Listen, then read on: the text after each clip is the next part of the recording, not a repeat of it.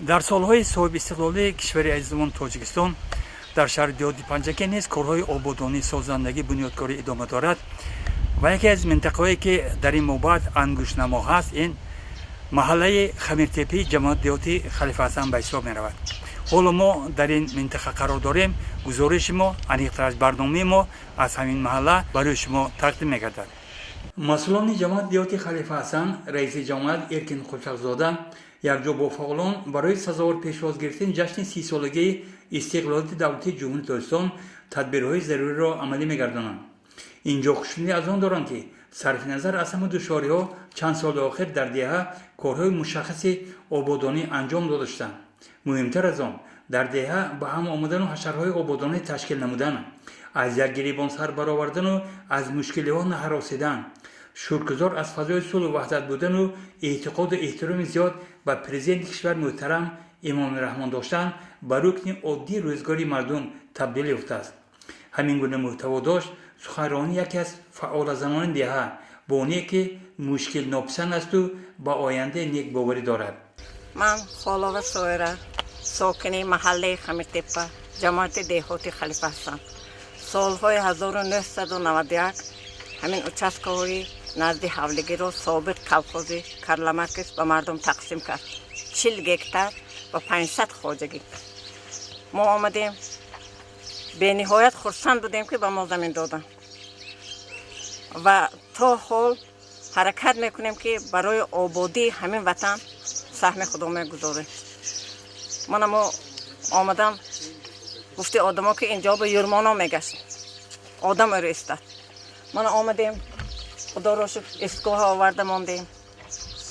аз чуқури 80 метр оби нӯшокия баровардем барои аҳолӣ бо кӯмаки мардум. ана ҳоли ман ҳамин роҳҳоям худомо бо тартиба даровардем. ана барқам худомо овардем бо ёрии мардум. ана бунгоҳи тиббӣ сохтосем ҳоло дар арафаи тамомшавӣ қариб.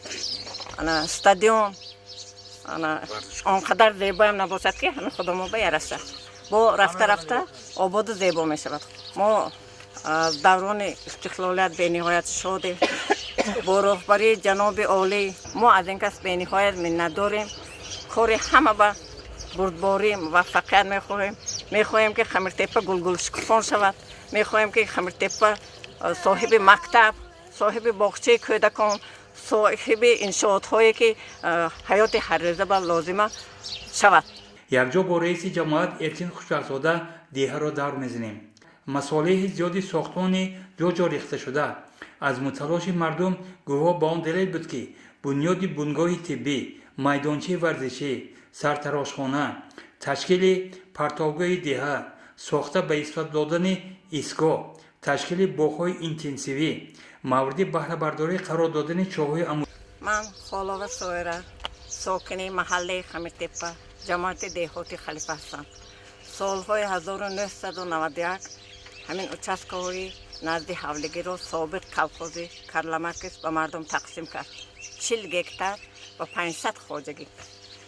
мо омадем бениҳоят хурсанд будем ки ба мо замин доданд ва то ҳол ҳаракат мекунем ки барои ободии ҳамин ватан саҳми худо мегузорем.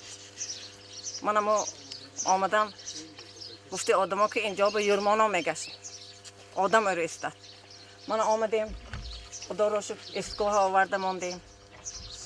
аз чуқури 80 метр оби нӯшокия баровардем барои аҳолӣ бо кӯмаки мардум. ана ҳоли ман ҳамин роҳҳоям худомо бо тартиба даровардем. ана барқам худомо овардем бо ёрии мардум. ана бунгоҳи тиббӣ сохтосем ҳоло дар арафаи тамомшавӣ қариб.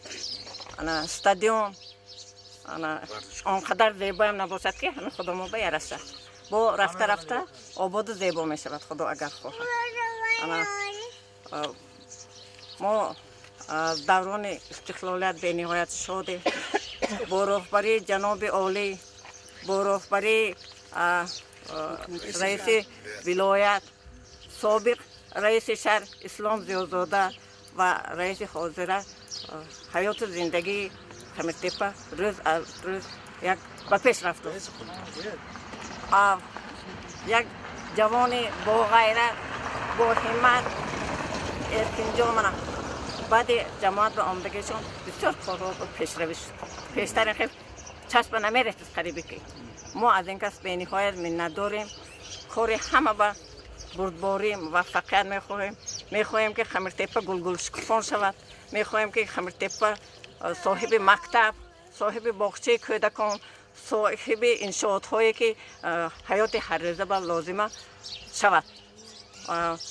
و ما کمتر توجه، کمتر دستگیری، کمتر مهربانی لازم.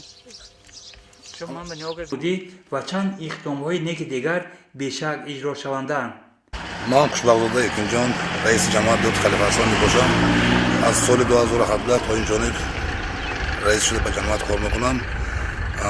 سپارش‌های راهبر دولت محترم جناب عالی رحمان، از سپارش‌های رئیس شهر که باغ‌های اینتنسیو برای همون ما هم زمینه قریب که 2 هکتار زمینه تیار کار موندگی برای نهال آوردن گفتگوزار شده از دولت همسایه کشور ازبکستان. ماهای نوامبر با خداخواد پروژه 2 هکتار باغ اینتنسیو تشکیل میشد اینجا. هنگام صحبت با مردم خاصه بانوان دوراندیش مهنت‌دوست دیه دریافتیم که ایشان با آینده نیک و آباد دیه باور دارند و امید هم میکنند که راهبرت در همه سطح آنها را بابت کارهای آبادانی سازندگی بخش به 30 سالگی استقلالات دولتی جمهوری تاجیکستان البته دستگیری خواهند کرد.